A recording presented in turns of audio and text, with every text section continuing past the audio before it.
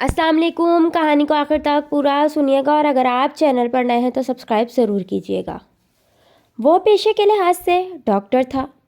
पाकिस्तान में से उसने करोड़ों रुपए कमाए थे और कमाई के मामले में हलाल हराम की तमीज़ कभी नहीं की थी।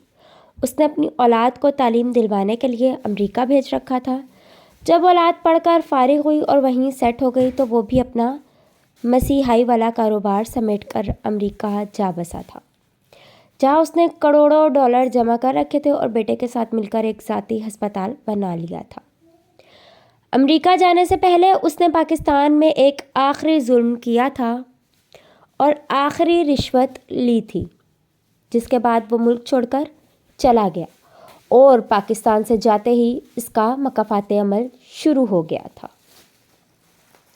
उसका नाम डॉक्टर खालिद शाहनवाज था। ताल्लुक़ सिंध से था। इंतहाई मतवस्सित तबके से ताल्लुक़ रखता था, मगर बला का ज़हीन था। पढ़ाई में हमेशा पहले नंबर पर रहा था और यही वजह थी कि उसको गवर्नमेंट की तरफ मेडिकल की तालीम मुफ्त दिलवाने के अलावा माहाना वजीफ़े का ऐलान भी कर दिया गया था, ताकि इस मुल्क की खिदमत कर सके। वक्त गुजरने के साथ साथ दौरान तालीमी उसने मुख्तलिफ़ प्राइवेट हस्पतालों में बैठना शुरू कर दिया था। यहाँ तक तालीम मुकम्मल करते करते उसे ना सिर्फ काम तजर्बा हो गया, बल्कि वो ये भी समझ चुका था कि बिना मरीज़ का एहसास किए इंसानियत के जज्बे को मार कर कैसे कमीशन की खातिर इलाज के नाम पर गरीब लोगों को बग़ैर ज़रूरत अद्वियात देनी है। यहाँ तक कि अपनी कमीशन हाथ से नहीं जाने देनी चाहिए। सामने वाले इंसान की जान ही क्यों ना चली जाए, ये सब कुछ सीख कर बजाय सुधरने के तालीम मुकम्मल होते ही डॉक्टर साहब ने प्राइवेट अस्पताल में बैठकर हलाल हराम की तफरीक के बिना ही पैसा कमाना शुरू कर दिया था और साथ गवर्नमेंट मुलाजमत की तलाश जारी रखी थी, जो उसे जल्द ही मिल गई थी। और गवर्नमेंट की मुलाजमत मिलते ही उसने दौलत में दिन दुगनी रात चौगनी इजाफा होने लगा था। सिंध के अंदर वडेरों के तशद्दुद से टूट जाने वाली हड्डी पसली को वो मेडिकल रिपोर्ट में हसाती तौर पर टूटी हुई हड्डी करार दे देता था, या फिर उसे खुद साख्ता चोट करार दे देता था। यहाँ तक कि वडेरों जागीरदारों के हाथों मर जाने लोगों की मौत को तिबी मौत या खुदकुशी का रंग दे देता था, और इन वडेरों जागीरदारों के हाथों इज्जत लुटाने वाली मजबूर और लाचार लड़कियों की मेडिकल रिपोर्ट नील कर देता। इस सब के बदले वो लाखों रुपए वसूल करता था। यही वजह थी कि मुलाजमत के महज 5 साल बाद ही वो करोड़पति बन गया था। बाद अज़ा जब हराम की कमाई पाकिस्तान में संभाल कर रखना उसे मुश्किल लगने लगा, तो उसने अपनी दौलत अमेरिका मुंतकिल करना शुरू कर दी और मुस्तकबिल बाईद में ख़ुद भी वहीं जाकर अपना मस्कन बनाने का फ़ैसला कर लिया। उसे यकीन था कि वह अपनी मुलाजमत पूरी करेगा, क्योंकि वह हमेशा ज़ालिमों के साथ खड़ा हुआ था और उन्हीं को सपोर्ट की थी। उसने शादी भी एक जागीरदार की बेटी से की थी, जहाँ ताकि सियासी तौर पर मजबूत रहे और मुलाजमत में कोई खलल ना आए। 2 बच्चों के बाद उसे बीवी बच्चों को अमेरिका भेज दिया और ख़ुद पाकिस्तान में अपने अस्पताल बना लिए, जो इस मुल्क का सबसे मुनाफा बख्श कारोबार है।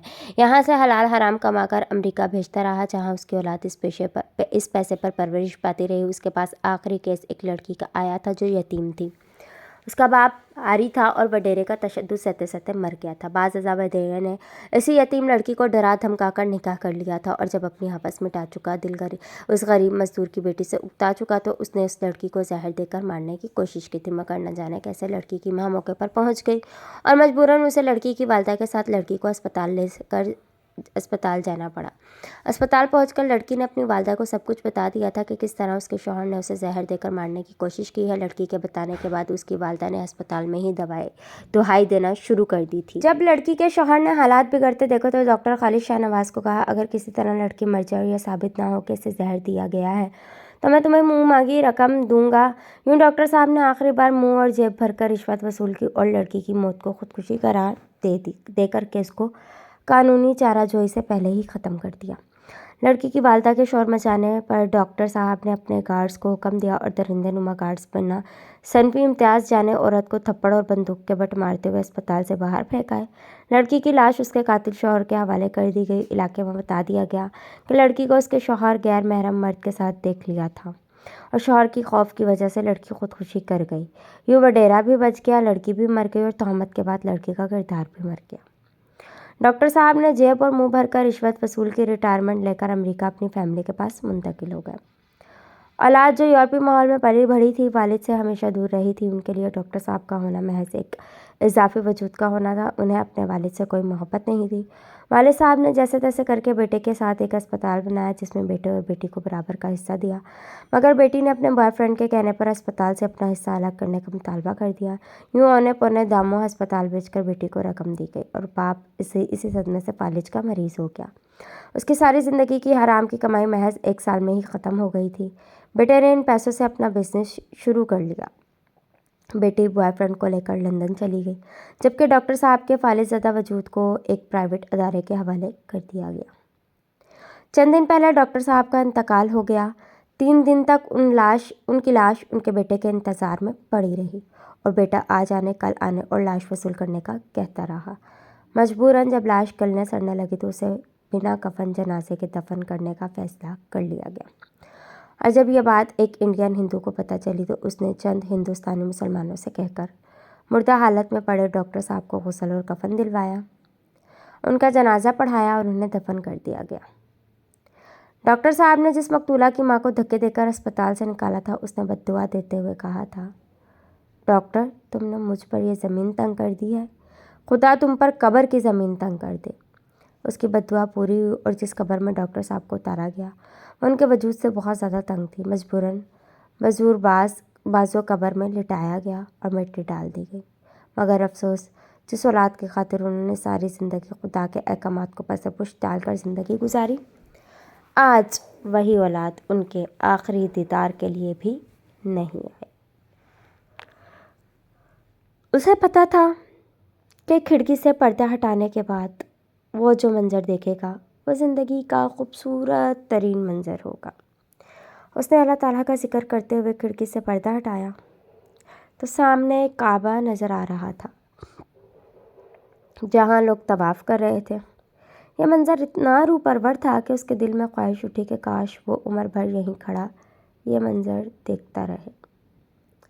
اس منظر کو دیکھتے ہوئے اس نے پہلی بار پاکستان اور پاکستانی عوام کے لیے دعا کی تھی، اور پچھلے 30-35 سالوں میں اس نے پہلی بار پاکستان کے لیے کچھ مانگا یا پاکستان کو کچھ دیا تھا، اور جو دیا تھا وہ دعا تھی۔ اس کا نام حافظ پرویز تھا۔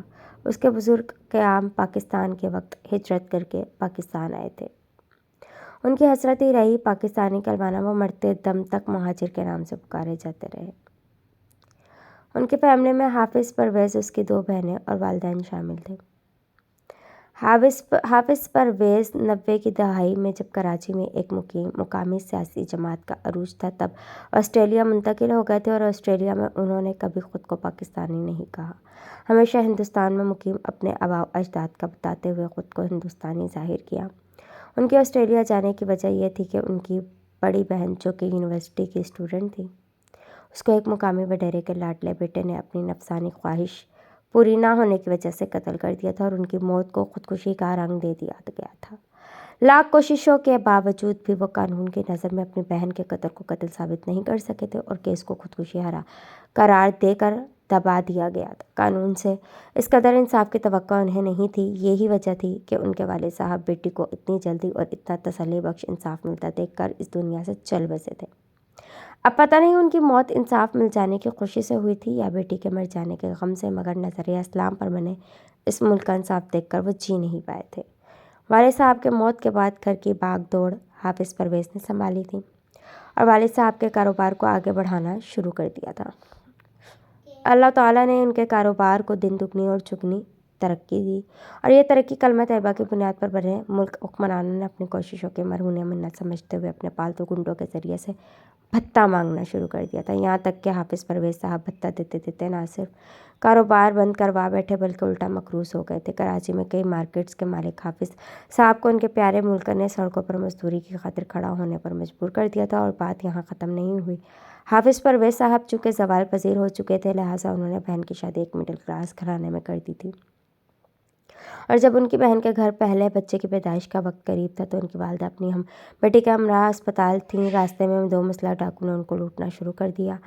گھر کے حالات سے اچھی طرح واقف ان کی والدہ اور بہن نے مزاحمت کی تو ڈاکوؤں نے حاملہ بہن کے پیٹ پر ٹانگوں کی مدد سے ضرب لگانا شروع کر دی، یہاں تک وہ اور ان کے پیٹ میں موجود بچہ وہیں مر گئے۔ اس صدمے کے محض 3 دن بعد ان کی والدہ صاحبہ بھی فوت ہو گئی تھی۔ حافظ پرویز صاحب کا رابطہ ہندوستان میں مقیم والد صاحب کے قریبی رشتہ داروں سے تھا، जिनमें से एक फैमिली ऑस्ट्रेलिया मुंतकिल हो चुकी थी। जब उनको हाफिज़ साहब के हालात का पता चला तो उन्होंने हाफिज़ साहब को अपने पास ऑस्ट्रेलिया आने की पेशकश की, जो कि हाफिज़ ने फ़ौरन कबूल कर ली, क्योंकि कलमा तैयबा की बुनियाद पर बने मुल्क में ईमान से लबरेज़ ज़िंदगी का मज़ा वो वालिदैन और बहनों की मौत की सूरत में ले चुके थे, लिहाजा वो ऑस्ट्रेलिया मुंतकिल हो गए। वहीं एक हिंदुस्तानी मुसलमान लड़की से शादी कर ली और ख़ुद को हिंदुस्तानी मुसलमान ज़ाहिर करना शुरू कर दिया। वो पिछले 30-35 साल से ऑस्ट्रेलिया में मुकीम है और इस अरसे में कभी उन्होंने पाकिस्तान के लिए कुछ नहीं मांगा, कुछ नहीं किया। वो पाकिस्तान को मुल्क नहीं मानते, बल्कि बटेरों की आमा जगह मानते हैं। उन्होंने आज तक पाकिस्तान में रकम नहीं भेजी, टैक्स नहीं दिया, किसी गरीब की मदद नहीं की। वो सदका खराज ज़कात का पैसा तक पाकिस्तान नहीं बल्कि मकबूजा कश्मीर और फ़लस्तीन को देते हैं। उनका कहना है, पाकिस्तान ने मेरा सब कुछ छीन लिया, मैं पाकिस्तान को रकम देकर मज़ीद मजबूत नहीं कर सकता। वो मेरी तरह किसी और से भी घर, कारोबार और रिश्ते छीन लें। आज जब उन्होंने इस कदर ऊपरवर नज़ारा देखा तो बेख्तियार उनके दिल से पाकिस्तान के लिए दुआ निकली थी कि आए अल्लाह ताला, कलमा तैयबा के नाम पर बने इस मुल्क को ईमान से लबरेज़ हुक्मरान और बाशऊर अवाम अता कर। मुल्क के लिए दुआ करने के बाद उन्होंने अपने वालिदैन और बहनों के लिए दुआ की थी और करते हुए रो पड़े थे। उनके आंसू देखकर बच्चों ने रोने की वजह पूछी तो वो चाहकर बच्चों ने वो नहीं बता सके थे। वतन की मोहब्बत भी ईमान की तरह होती है। मुझे देखकर उसकी आंखों में शनासाई की नमक उभरी थी। मुझे भी नए नक्श देखे भले लगते थे, मगर जहन पर बहुत जोर डालने के बाद भी अस्पताल के बिस्तरे मर्ग पर पड़े नीम मुर्दा वजूद को पहचान नहीं पाया था। और डॉक्टर हानिया अहमद के साथ चल रहा था, जो वार्ड के राउंड पर थीं और मरीज़ों को तफसील से देख रही थी। मैं डॉक्टर साहिबा के साथ चलते हुए भी बार बार मुड़कर बिस्तर पर पड़े वजूद को देख रहा था और वो शख्स भी मुझ पर निगाहें टिकाए हुए थे। हम दोनों या फिर शायद सिर्फ एक दूसरे को पहचानने की कोशिश कर रही थी, और हमारी ये कोशिश डॉक्टर साहिबा से छुपी नहीं रही थी। डॉक्टर हानिया अहमद न सिर्फ मेरी कारिया बल्कि मेरी बहुत अच्छी दोस्त भी हैं। जब उन्होंने मुझे और अपने मरीज़ को यूँ आंखें चार करते देखा तो मुझसे मरीज़ के मुतल्लिक पूछ लिया। मैंने उनको साफ साफ बता दिया कि नए नक्श के हिसाब से आदमी देखा भला लगता है, मगर मैं इसे पहचान नहीं पा रहा। चलें चलकर इससे पूछते हैं। जब मैंने मरीज़ से जाकर पूछने की बात की तो डॉक्टर साहिबा ने बताया कि सवा आँखों का तकरीबन पूरा जिस्म से मफलूज हो चुका है और वो बोल नहीं सकता। फिर मेरे कहने पर डॉक्टर साहिबा ने मरीज़ की सारी तफसीलात मंगवा ली। तफसीलात के मुताबिक मरीज़ का नाम राना आरिफ था, जो एक फ़लाही इदारे में मुकीम था और फ़लाही इदारे की तरफ से ही उसे अस्पताल दाखिल करवाया गया था, जिससे साफ ज़ाहिर था कि मरीज़ का कोई भी वारिस नहीं है। मैंने इन मामलात पर इत्तफ़ा ना किया और डॉक्टर साहिबा से मज़ीद तफसीलात फ़लाही इदारे से मंगवाने का कहा। मेरे कहने पर इदारे को कॉल की गई तो पता चला कि मौसूफ़ को उनका सगा बेटा यहाँ छोड़ कर गया और छोड़ने के बाद कभी पलट कर वापस नहीं आया। मौसूफ़ खुद पुलिस में मुलाजिम थे, अच्छे ओहदे से रिटायर हुए हैं और इनके बेटे ने चेक्स पर इनके साइन करवा रखे हैं। जो ही पेंशन आती है वो बाहर के बाहर वसूल कर लेते हैं। कभी उनको ज़रूरत पड़ जाए तो ड्राइवर भेजकर उनको भी बुला लिया जाता है और पेंशन मिलते ही वापस इदारे में पहुंचा दिया जाता है। इनका ताल्लुक झेलम के गांव से था और मुलाजमत के दौरान ही लाहौर मुंतकिल हो गए थे। मुझे फ़ौरन याद आ गया कि आज से 10 साल पहले मैं इस शख्स से मिला था। हम कॉलेज में पढ़ते थे और इन मौसूफ़ के ख़िलाफ़ सरापा एहतजाज थे। एहतजाज के कायदीन में से एक मैं भी था। इन मौसूफ़ ने जुल्म यह किया था कि एक बुआ औरत के घर पर कब्ज़ा करवा दिया था। जबकि इसका बेटा, जो हमारा क्लास फेलो भी था, उसने मज़ाहमत की तो उन्होंने इस पर मंशियात का केस डालकर उसे जेल भिजवा दिया था। हम अपने हमजमात लड़के के हक़ में और मौसूफ़ राना आरिफ साहब के ख़िलाफ़ सरापा एहतजाज थे कि राना आरिफ साहब ख़ुद मौका पर पहुँच गए और हमसे वादा किया कि वह 10 दिन के अंदर अंदर हमारे क्लास फेलो की ज़मानत करवा देंगे और महीने के अंदर अंदर उनके तमाम केसेस ख़त्म करवा देंगे। जबकि घर वापस लेकर देने के लिए उन्होंने 3 महीने का वक्त मांग लिया। हमने उनके वादे पर एतबार किया और एहतजाज ख़त्म करके वापस चले गए। मगर जब वादा वफ़ा करने का वक्त आया तो मोहतरम राना आरिफ साहब टाल मटोल से काम लेने लगे और आहिस्ता आहिस्ता तमाम वादों से फिर गए। जबकि दूसरी तरफ हम लोग भी फ़ाइनल के इम्तहानात देकर फ़ारिग हो गए। इस वजह लाख कोशिश के बावजूद भी हम कभी एहतजाज के लिए इकट्ठे ना हो सके। राना साहब ने मेरे हम जमात पर इतना मजबूत केस बनाया कि उसको ज़मानत हाई कोर्ट से जाकर मिली और उसकी कैद के दौरान ही उसकी वालिदा इस दुनिया को छोड़कर चली गई, जबकि वो बाहर आकर भी अपना घर वापस ना ले सका और कराची चला गया। जब मैंने राना आरिफ साहब की सारी दास्तान अपनी दोस्त डॉक्टर हानिया अहमद साहिबा को सुनाई तो उन्होंने कहा کہ واقعی رب کے ہاں دیر ہے اندھیر نہیں۔ انہوں نے ساری زندگی اولاد کو حرام کھلایا، آج وہی اولاد ان کو چھوڑ گئی ہے اور یہ لاوارث حالت میں بستر مرگ پر پڑے ہیں، اپنی مرضی سے پہلو بھی نہیں بدل سکتے۔ وہ اولاد جس کی خاطر حلال حرام کا فرق بھلا دیا، آج اسی اولاد کے لیے ان کو گھر میں رکھنا اور سنبھالنا بوجھ ہو گیا ہے۔ اللہ حافظ۔